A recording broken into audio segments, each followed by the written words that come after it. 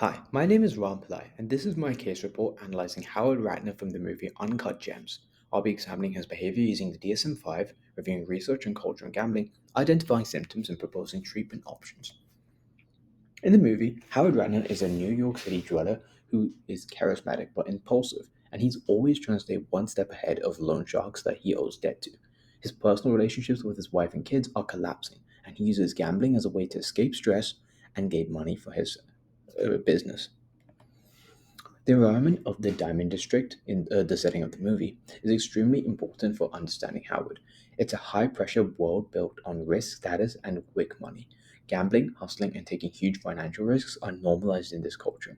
That setting creates a perfect environment for someone with Howard's personality to develop a gambling addiction. According to the DSM-5, gambling disorder is a persistent and recurring pattern of problematic gambling behavior that leads to significant impairment or distress. The DSM lists behaviors like increasing betting amounts, trying and failing to stop, and chasing losses as symptoms. Howard displays many of these very clearly, which supports the diagnostic. One symptom that the film really hones in on is chasing losses. Throughout the film, whenever Howard loses money, he immediately responds by placing bigger, riskier bets to try and win it back. A great example is in the climax of the movie. When Howard gets money from Kevin Garnett's purchase of the Opal, he immediately uses the money to bet on KG's game to increase his winnings instead of using it to pay back the loan sharks. Gambling to escape debt caused by his own gambling is a common symptom and one of the strongest signs of gambling disorder. Empirical correlation used to back this up would be Hackinson and Whittinghoff's 2020 study, which found that problem gambling and a history of borrowing money for gambling are correlated in online casino gamblers. This further proves that Howard's behaviors are gambling addiction. One symptom that the film doesn't show very clearly is withdrawal. The DSM describes withdrawal as irritability when someone can't gamble. In the movie, most of Howard's emotional distress happens during gambling sequences, not when he's prevented from gambling. This doesn't weaken the diagnosis, mostly because there's not much time in the movie where he's not gambling with something or another, giving very little screen time to the missing symptom. Even though gambling disorder is a clinical condition, society often views it as a moral failure or a lack of self control. These stereotypes create stigma, which makes people hide their symptoms instead of seeking help.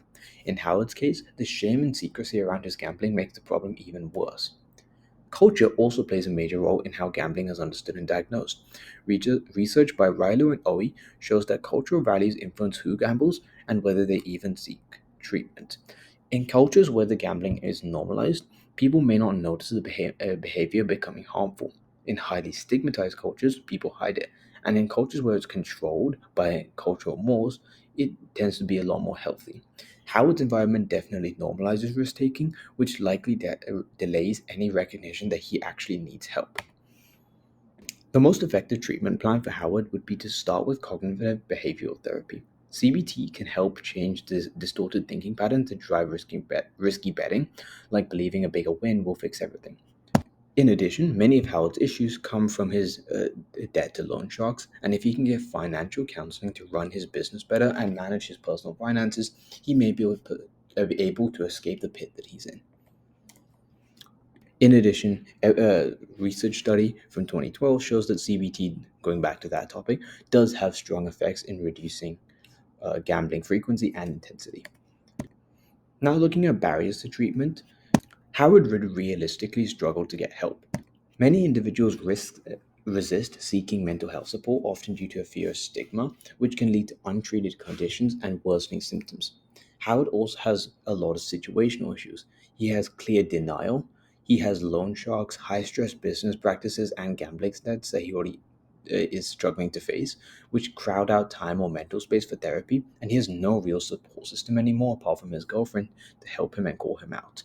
Finally, there are also masculine norms and societal expectations that discourage men from expressing vulnerability. In conclusion, Uncut Gems is a very accurate depiction of gambling disorder, how its compulsive risk taking, emotional volatility, and escalating consequences he faces all line up with clinical descriptions. Some scenes are dramatized, but they still reflect real patterns seen in people with severe gambling addiction. Movies like this shape how the public understands mental health disorders. When films portray addiction realistically, they can increase awareness and empathy, but they can also reinforce stereotypes. Here are my references in APA format.